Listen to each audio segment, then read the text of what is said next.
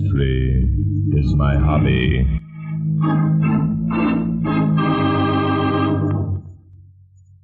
Ladies and gentlemen, Barton Drake speaking.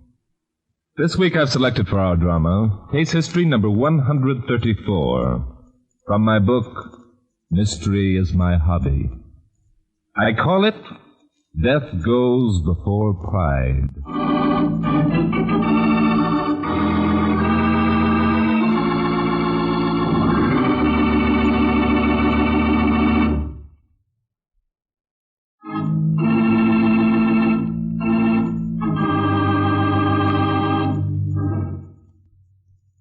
Murder is something you read about, usually with your eggs and coffee at breakfast.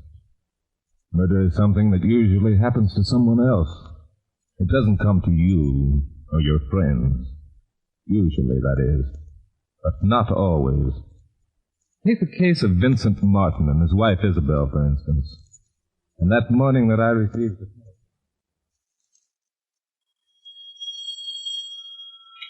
Yes, Barton Drake speaking. Hello, Bob. This is Isabel. Isabel? Isabel Martin, silly. Oh, yes, of course, Isabel. How's Vincent these days? Oh, he's fine.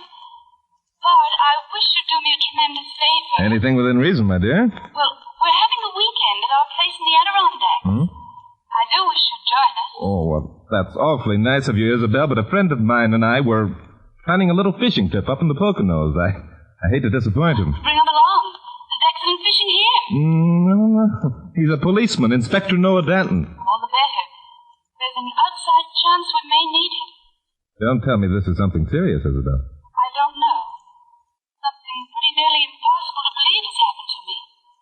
I have a decision to make. I need the advice of some sensible person.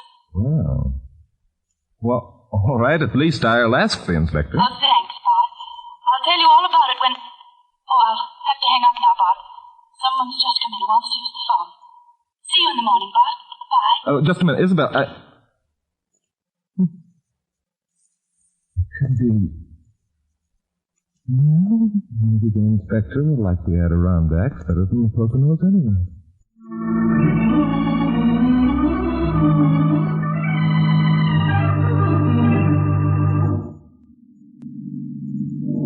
The one thing I like best about you, Bart, is your friend. Yes, Inspector? Yes, indeed. Just look at that lake. Docks, boathouses. Just smells of fish. Yes, the Martins really have a nice place. That was darn nice of this girl to invite me along. Ain't often a cop gets a rap at a dish like this. I'm sure she'll enjoy having you, Inspector, as much as you enjoy being here. Who are these guys, anyway? The Martins? Yeah. Oh, Vincent Martin is a consulting engineer, a big man in his profession. Comes from a proud old family. Yeah? Kind of stuffy, all that family stuff and so forth. But his wife Isabel's a peach. Well, I hope this isn't just a big cocktail party. I want to get in some fishing. This is the right place for it. Oh, you know, Vincent Martin is an expert fly casting champion and all that. I'm not so bad myself. Huh? Only once in a while I like to use worms. Well, I wouldn't advise you to tell that to Vincent. This is it, Inspector. Some dump. Say that again. And some dame. I don't blame you for coming. That's not Isabel, Inspector. No? Well, who? I haven't the slightest idea. I've never seen her before. I'm sorry, miss. You got me wrong. Thank you for coming, Doctor, but it's too late. Mrs. Martin is dead.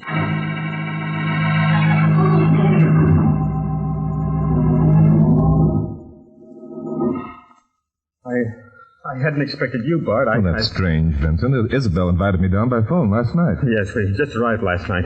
The servants won't be here until noon.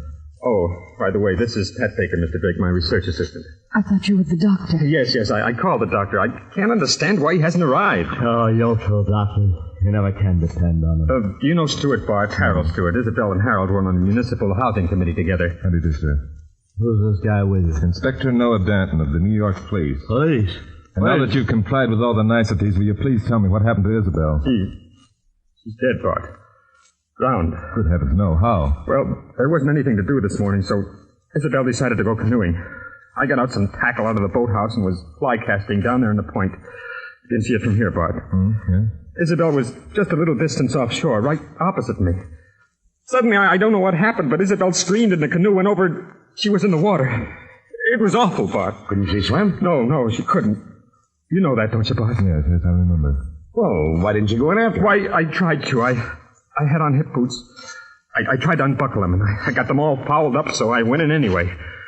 Water was too deep. I couldn't reach her. It was impossible for me to swim with my boots on. Yes, I could imagine. I had to fight to get back to shore. I finally tore off the hip straps and got them off. And I swam out to the canoe. Isabel was gone. I dove down and finally recovered her body, but it was too late. What about you, Miss Baker? You and Mr. Stewart, where were you? Could you help? Well, I was sitting on the porch. I saw Vincent down there on the point casting. I heard her scream. And I saw Vincent trying to get his boots off. I didn't know what was wrong until I saw Vincent plunge into the lake, and then I ran down there. But there was nothing I could do. What about you, Mr. Stewart? Oh, what difference does that make now? Simply that the authorities will want a complete report. It'll help you get your story straight now. Well, okay. They must know I was up in the sloughs fishing. Try and make something out of that. What's the matter with that guy? Harold's been drinking a little. Well, that's a funny way for him to act under the circumstances. Oh, there must be the doctor. I just heard a car drive up.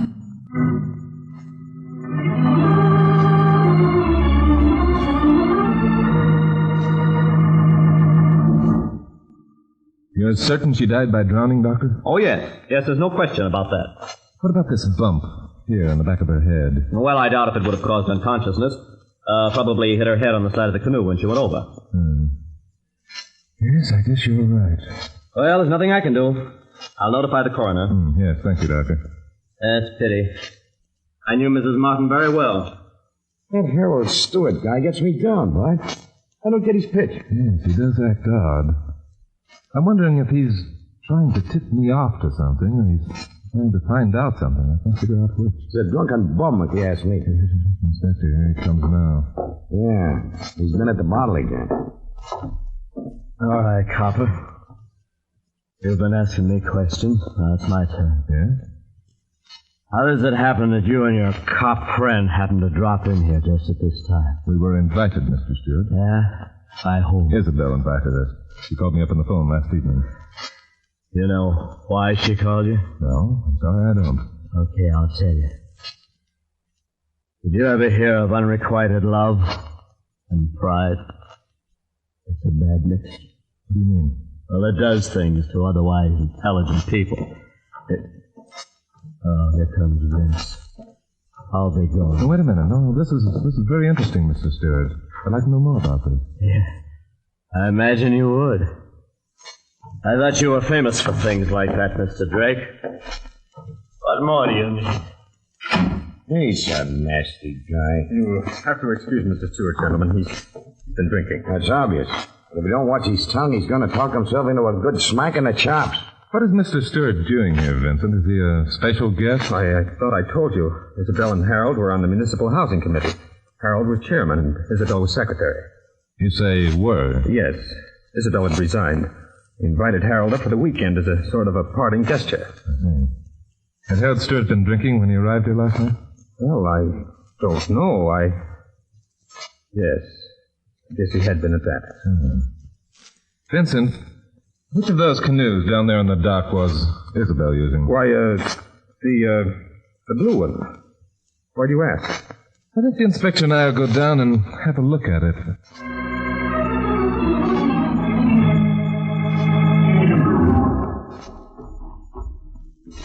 What are you trying to do, Bart? Stir up something? No, not particularly. There's something I haven't told you, Inspector. Yeah? When Isabel called me last night to invite us up here, she was worried about something. Yeah? Yeah. She said she had to make a decision. It's something impossible to believe had happened to her. She invited me up here because she wanted advice. Hey, why didn't you tell me that before? Well, I wanted to see what would turn up first. You know, Bart, I wouldn't be surprised, but there's something pretty fishy around here. Hey, there's that Baker dame standing down there on the pier. Yes, there she is.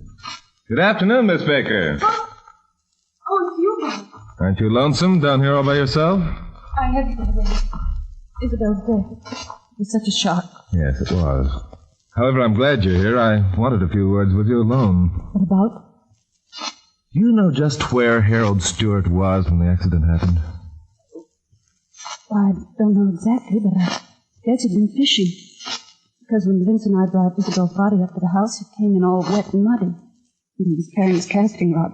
Hey, so he was wet and muddy, was he? What do you know about Harold Stewart, Miss Baker? I don't know a thing. What do you know about Stewart and Isabel? I don't know anything about them either. If you're going to talk that way about Isabel, I'm going to the house. Just a minute, Miss Baker. Did you know that Isabel called me last night? No. No, I didn't. Now let me go. Just what? Now stop asking me questions. I don't know a thing. Well, fry my beard. What do you know about that? What hit her? I don't know. But I do know one thing, Inspector.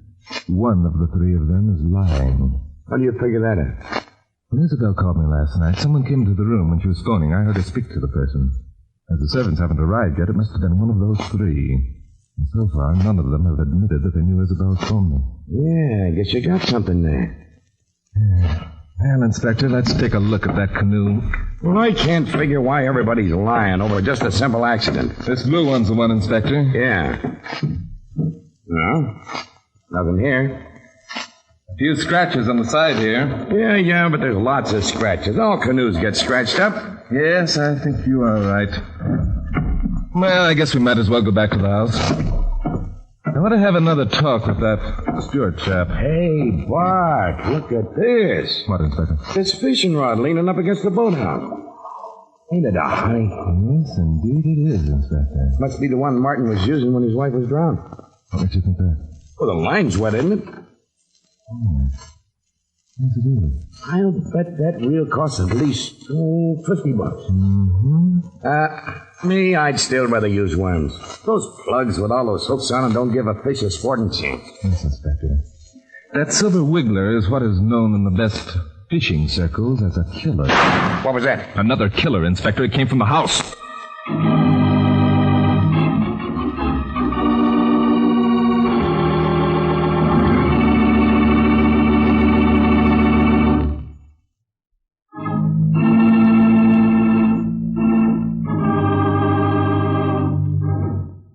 It took the inspector and I about 15 seconds to get to the house.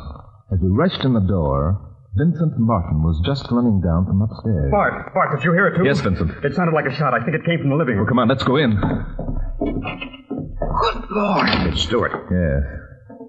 And I'm afraid he's extremely dead. Oh, no. Shot from close range. Powder marks all over his face, pistol in his left hand. Messy. There he is. Oh, no, not Stewart, too. I thought I heard a shot. Stewart. Yes, Miss Baker? Harold Stewart. I've got to sit down. Right here, Miss Baker. Thank you. Where were you, Vincent, when you heard the shot?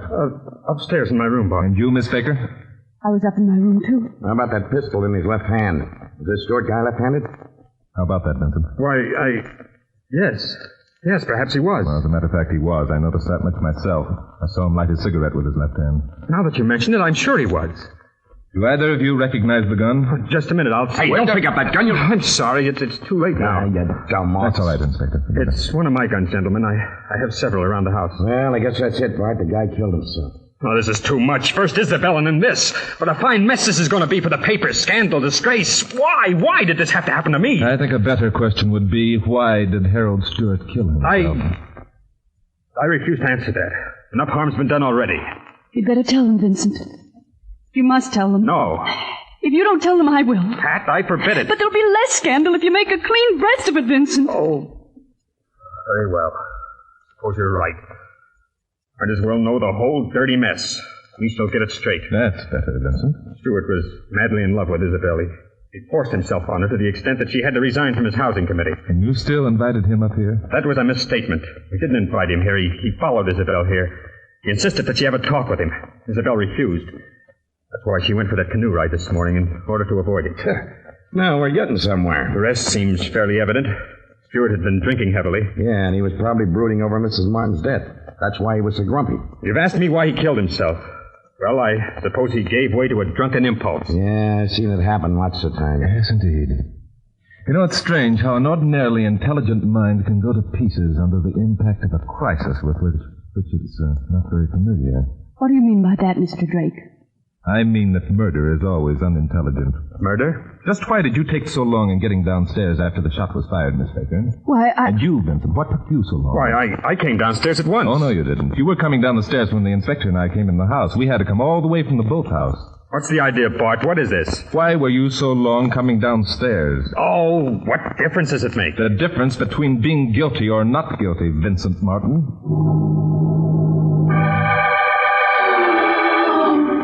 I'll see here, Drake. I'm not going to stand for this. You're just a publicity-seeking meddler. I'm going to call a local police. I'll get the constable up here. Then we'll see who pushes who around. That's up to you, Vincent. Just who do you think you are, Barton Drake? Why would either Vincent or I want to kill poor Harold? Why? I think I know why, my dear. What I've got to find out is who. I'll see about that.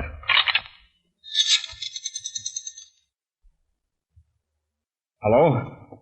Get me the constable's office. Hurry. I'll sue you, Drake. I'll sue you for every cent you've got. Hello? Constable's office?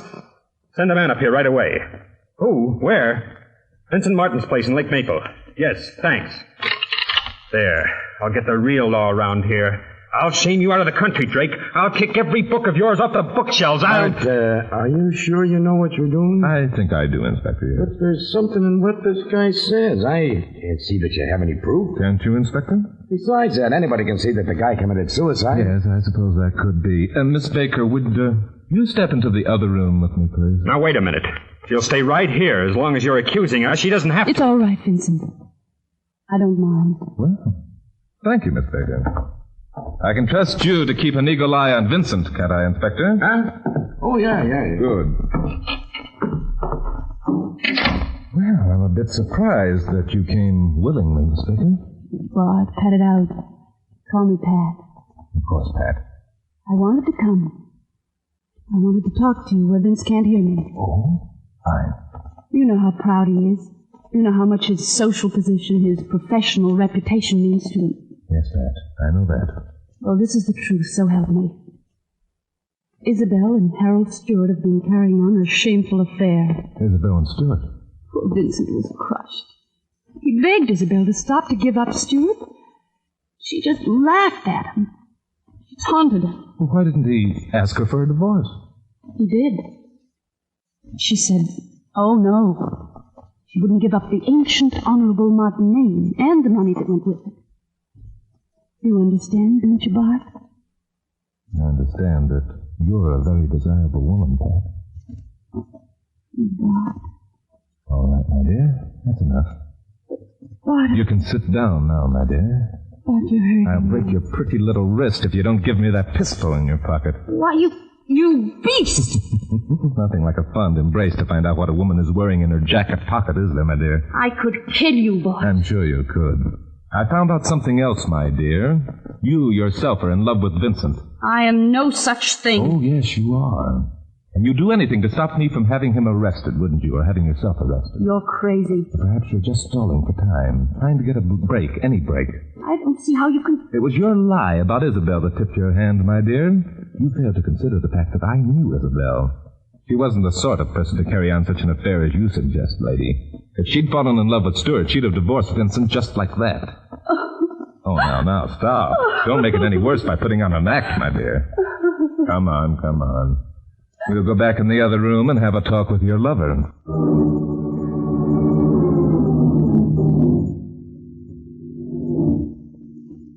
Oh, this guy's been raising that, Bart. Yes, I rather thought he would, Inspector. He tricked me, Vincent. Why, the dirty... Now, Vincent, be careful. Your pride, old man. Don't forget your pride. Inspector, I've got the answer. Well, you'd better have if you don't want to be sued for everything in the book. All I needed was a motive. Miss Baker supplied that. Pat, you didn't tell... tell... No, she didn't tell on you, Vincent. She just stopped being intelligent and resorted to a bunch of lies. I don't get it. Do you recognize this pistol, Vincent? I took it from Pat's pocket. Yes. It's another one of mine. Do you know why she had it in her pocket, Vincent? For one reason. To kill you if necessary. What? Why? I didn't. This pistol explains why Pat was so late coming downstairs after Stewart was shot. She went back to her room or some room to get it because she thought she'd have to kill you, Vincent, in order to save herself. No, please listen to me. I'll tell. Break, you dirty skunk. I'll break you if it's the last thing I do. It probably will be. What do you mean, torturing Pat? You're vicious, absurd. You know Pat didn't kill Isabel. Isabel was drowned. Yes, Isabel was drowned, but it wasn't an accident. It was murder. That's preposterous. You've gone mad, Drake. I don't know, Bart. For once, I'm afraid you're about 9 miles off the beam. Isabel couldn't have been murdered. There wasn't anybody anywhere near her. Go on. Pat was up here in the porch, and I was down there in the point casting. Isabel was at least 200 feet offshore. And where was Harold Stewart? He was out fishing too, I guess. Anyway, he came back after the drowning, all wet and muddy, carrying his fishing pole. He had his pole with him when he came to the house, I mean. You're sure of that? Of course I'm sure. Exactly. And you were afraid he'd seen you murder your wife, weren't you, Mr. Martin? Drake, I've had enough. I'm going to kick you out of here. Not before you hear the rest of this, you're not. Watch him, Inspector. You bet. You were more afraid when you overheard Stewart talking to me out in the hall. When you heard him say, I thought you were famous for things like this. What more do you need? You were afraid he'd already told me. When the inspector and I went down to inspect the canoe, you were certain of it. So you killed him. Ridiculous, Drake. Oh, is it? Yes. You're just like any other cheap hack writer. Inspector Denton, can't you knock some sense into his head? Well... Isabel was in the canoe well offshore. I was standing down there on the edge of the lake in plain sight of Pat up here in the porch. How in heaven's name could I have touched Isabel? Ah, but Pat couldn't see the canoe. It was behind some shrubs. Isn't that right, Miss Baker? Yes. By the way, you stated you were busy casting. Am I right, Vincent? Of course that's right. What? Huh? What were you casting? Fly casting, I told you that. Do you usually cast flies with a casting rod and a silver wiggler plug on the end of it? A plug with 3 sets of triple hooks? That had to be your pole down there at the boathouse. You'd already said that Stewart brought his to the house with him. Now look here. It would be a very simple matter for an expert like you, Martin, to cast out and hook the far side of your wife's canoe. And one good steady pull would do the rest. And poor Isabel couldn't swim. Hey, Bart, that's right. And those stretches on the side of the canoe. I refuse to answer. And do you know why Pat thought she might have to kill you, Vincent? Do you know why she ran back to get that pistol? Because she saw you run upstairs after you shot Stewart. Because you knew that she saw you. My idea is that Pat ran out of her room when she heard the shot. Oh, she knew you, Vincent. She knew you well. She ought to after your affair. She knew then that you'd killed Stewart. And after that, she suspected that you'd also killed Isabel. And she knew your terrible pride. She knew that you couldn't let her live, knowing what she did. Isn't that right, Pat? Stupid imbeciles, all of you. You knew she might slip someday, Vincent. Her conscience might make her tell, and that would be a blot on your spotless name and reputation. That's why you killed Isabel, you know. Isabel found out about your affair with Pat, and she threatened to divorce you, but you couldn't stand the thought of scandal, could you, Vincent? Ridiculous, stupid, mad! But they may hang you for Isabel's murder, and they may not. I'm not sure, but they're certainly going to hang you for Stewart's. Theories aren't proof, Mr. Drake. No, but a paraffin test is. And I'm certain that a paraffin test of your hand will prove that you fired that pistol. You've got him, Bart. Doggone it, I wish it was in my own jurisdiction. I wish I was in New York State with this guy. But you aren't, my friend. Hey. Where'd you get that gun? That's a place lousy with them, don't you remember, Inspector? I'm leaving, Mr. Drake. I'm walking out of here, and I just hope you're foolish enough to try and stop me. I'd put down that pop gun if I were you, Vincent. Don't look now, but there's a man standing just outside that window with a star on his coat and a pistol in his hand. I know that one too, Mr. Drake. That's some more of the stuff you write in that drivel of yours. Okay, my friend, I was just warning you, that's Trying all. to make me look behind me, huh? That gag's so old it's got whiskers. So is a constable, Vincent. You know, really, it's all your own fault. You insisted on calling in the local law, and my foxy friend, here he is.